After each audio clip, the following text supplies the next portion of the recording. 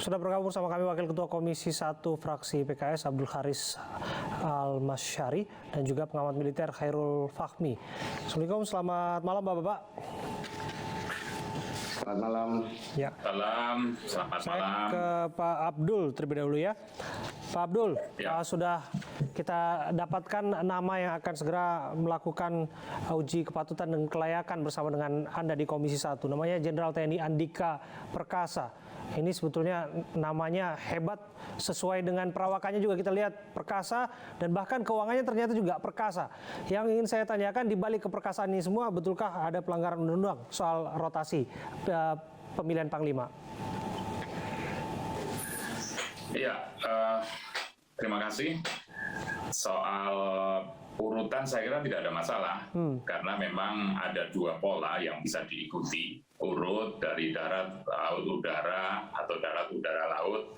Tapi bisa juga mengambil pola setelah darat, kemudian udara, setelah udara, darat lagi, kemudian laut lagi, kemudian kembali ke darat lagi, karena memang jumlah, kalau dilihat dari porsi jumlah prajurit TNI itu, jumlah angkatan darat itu 2 kali laut dan udara, kira-kira begitu.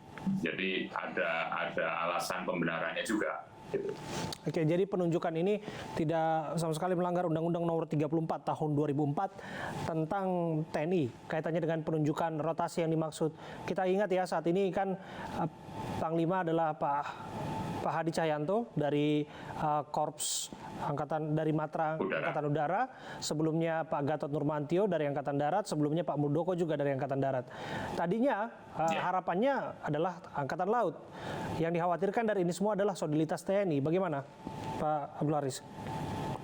Saya kira tidak masalah ya, karena memang kalau kita lihat senioritas dari 3 kepala staf itu yang paling senior Pak Andika. Dari sisi umur juga demikian. Kalau dari sisi profesionalitas saya kira tiga kepala staf ini semua profesional.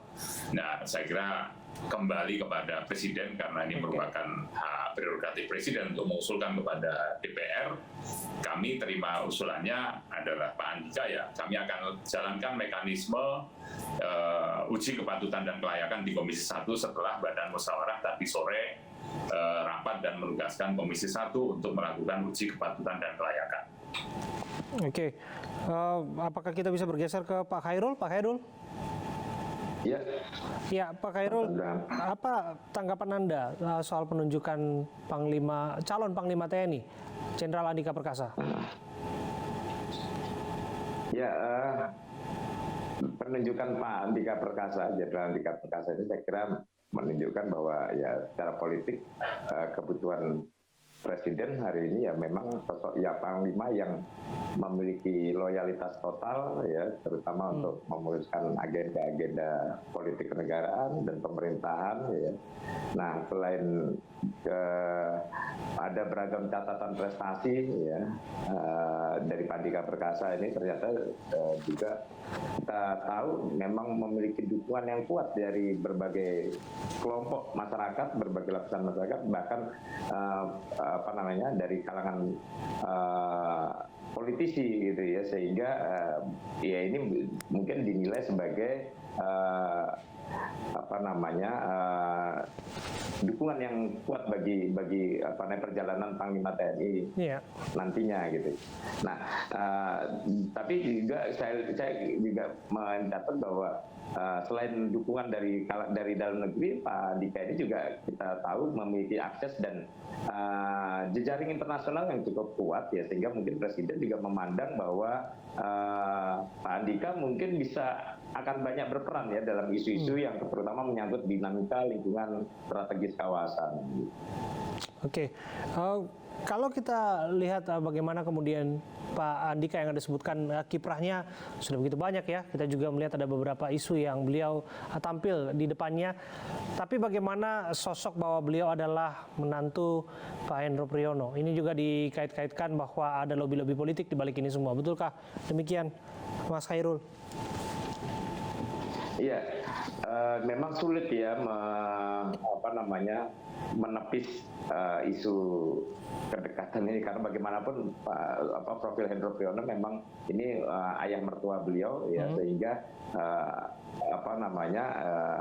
bahwa ada apa namanya kemungkinan dorongan kuat juga berasal dari Pak Hendro Priyono ini sulit ditepis kemungkinan. Tapi saya kira itu apa namanya karena sudah juga dituju oleh Presiden, ya saya kira nanti tinggal diklarifikasi dan dijawab di apa namanya di Komisi 1 DPR apakah apa namanya posisi ya mertua beliau ini apa namanya Pak Hendro Priyono ini akan mengganggu hubungan yang mestinya bersifat langsung antara orang Panglima tertinggi TNI yaitu Presiden dengan Panglima TNI yang ditunjuknya. Oke, saya kembali ke Pak Abdul Haris.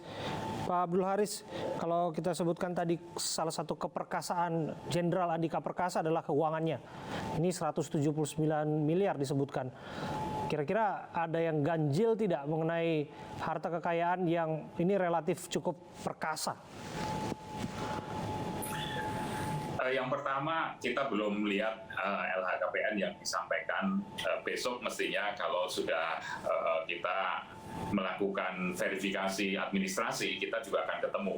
Nah, saya kira ini justru saatnya kesempatan Pak Jenderal Andika untuk menjelaskan kepada Komisi 1 bahwa jumlah tersebut adalah memang benar atau seperti apa alasannya, bagaimana, kita pasti akan ada pertanyaan-pertanyaan seperti itu. Justru kesempatan untuk meluruskan berita-berita yang kurang pas barangkali. Saya kira demikian.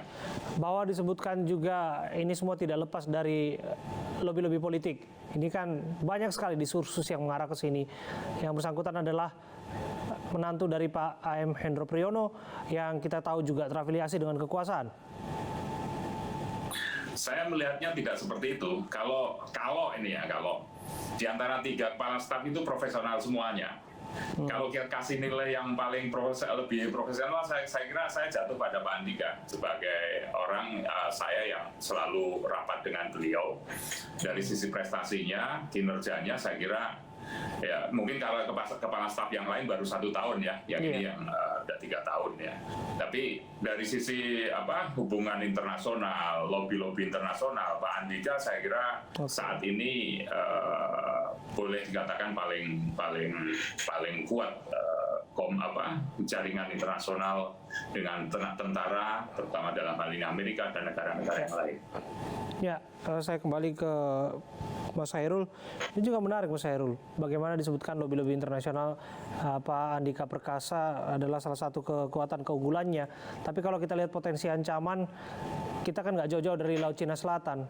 Ini ketegangan yang terjadi di wilayah maritim yang tadi akan dinilai publik relevan jika kemudian orang yang makan asam garam di bidang ini, Kepala Staf Angkatan Laut lah yang menjadi Panglima. Ini kan percakapan saja, kita bisa bawa ke dalam diskusi ini. Bagaimana Anda menilainya?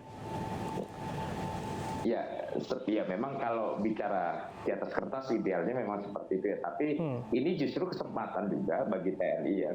Kaitannya dengan ancaman ya di perairan Laut Cina Selatan ini, kesempatan juga bagi TNI untuk memperkuat atau mengoptimalisasi interoperabilitas ya. Interoperabilitas di antara ketiga matra ini. Kita sudah punya bangunan yang namanya Komando Gabungan Wilayah Pertahanan Kogabilhan. Tapi ini kan sampai hari ini kan belum optimal ya kinerjanya, sehingga justru melalui profil Panglima TNI yang katakanlah berasal dari darat, sementara ancaman kita di perairan ini kita mungkin bisa dorong lebih kuat lagi soal interoperabilitas ini segera dioptimalisasi. Mas Hairul, hampir tidak pernah terjadi ya, nampaknya calon Panglima yang diusulkan oleh Presiden itu gagal dalam uji kepatutan dan kelayakan atau tidak dapat rekomendasi begitu. Apa kira-kira yang menjadi batu sandungan jika seorang calon Panglima tidak mampu melewati tes itu, fase itu? Ya, saya kira akan ada beragam pertanyaan ya dari para anggota DPR ini, terutama terkait kontroversi ya. Tapi dalam catatan saya terkait Pak Andika ini mungkin yang bisa perlu diklarifikasi lebih jauh itu adalah soal kedisiplinan dalam melaporkan harta kekayaan ini menjadi salah satu catatan penting ya. Artinya dia akan menjadi teladan bagi para perwira di jajarannya ya, sehingga ini penting untuk diklarifikasi kenapa sementara para kepala staf yang lain sudah cukup disiplin gitu ya melaporkan harta kekayaan. Beliau baru kita ketahui baru beberapa bulan yang lalu melaporkan. Ya, ini kan padahal ini amanat undang-undang begitu ya, sehingga ini saya kira harus menjadi catatan penting dan harus benar-benar dipastikan ya alasan yang masuk akal, yang realistis dari Pak Andika terkait hal ini. Oke, saya kembali ke Pak Abdul Haris. Pak Abdul Haris, kalau kita bicara soal hak prerogatif presiden ini kan bersifat final dan binding ya, tak akan ada yang mendebat itu. Tapi kalau kita hanya berhenti di sana, tentu saja diskusi ini tidak akan ada karena semua punya wacana, semuanya punya penilaian dan lain sebagainya. Maka itu pun juga dilakukan fit and proper karena mewakili suara rakyat sebetulnya kan di sana sebagai bentuk tugas Anda. Tapi menjadi pertanyaan saya sebetulnya apa yang dilihat oleh Pak Jokowi sebetulnya di mata sosok Jenderal TNI Andika Perkasa? Wah, kalau yang dilihat Pak Jokowi, tanyakan Pak Jokowi dong. Saya nggak bisa. Tentu, sayang sekali yang bersangkutan sedang ada di luar negeri, kita tidak tanyakan langsung. Tapi sebagai mitra pemerintah, tentu Anda bisa mereka-reka. Paling tidak, kira-kira Anda tadi sudah sebutkan sebetulnya kan bahwa ada beberapa prestasinya. Namun, barangkali Anda juga ada dalam situasi kebatinan yang sama, pemahaman yang sama, frekuensi yang sama. Saya kira begini, kita bersama dengan Pak Jenderal Andika di Komisi 1 sudah 3 tahun lebih. Dan selama itu juga banyak hal yang sudah dilakukan terhadap TNI AD dalam hal ini dengan kinerja yang cukup bagus, dan saya kira tantangan ke depan saya kira tadi interoperability baik matra darat, laut dan udara, termasuk juga bagaimana nanti pengalaman memimpin Angkatan Darat ini saya yakin bisa jadi bekal yang baik untuk memimpin ketiga matra tersebut ketika menjadi Panglima TNI. Oke, artinya kita akan menanti seperti apa proses fit and proper test yang akan dilakukan oleh Pak Abdul Haris bersama teman-teman di Komisi 1. Ini dilakukan terbuka ya, biasa atau tertutup sebetulnya, Pak Abdul Haris? Mungkin beberapa hal terbuka, tapi mungkin sebagian hal yang sifatnya isu sensitif mungkin akan tertutup. Oke, tanggal 4 sampai tanggal 5 November kalau saya tidak salah, betul ya? Demikian ya Pak ya? Besok baru akan dipastikan jadwalnya, karena besok Komisi 1 jam 2 akan mengadakan rapat intern untuk membahas mekanisme dan penjadwalan fit and proper test calon Panglima TNI. Ya, kita akan nantikan seperti apa prosesnya di sana, dan kita berharap tentu saja pilihan presiden adalah pilihan terbaik yang akan mengkomandoi seluruh prajurit dari tiap-tiap matra, baik itu Angkatan Udara, Laut dan juga Angkatan Darat. Terima kasih atas waktu Anda berbincang bersama kami Pak Abdul Haris dan juga Pak Khairul Fahmi. Pemirsa, Bupati Purbalingga menangis terkena gas air mata saat apel siaga bencana. iNews Prime akan kembali saat lagi untuk Anda.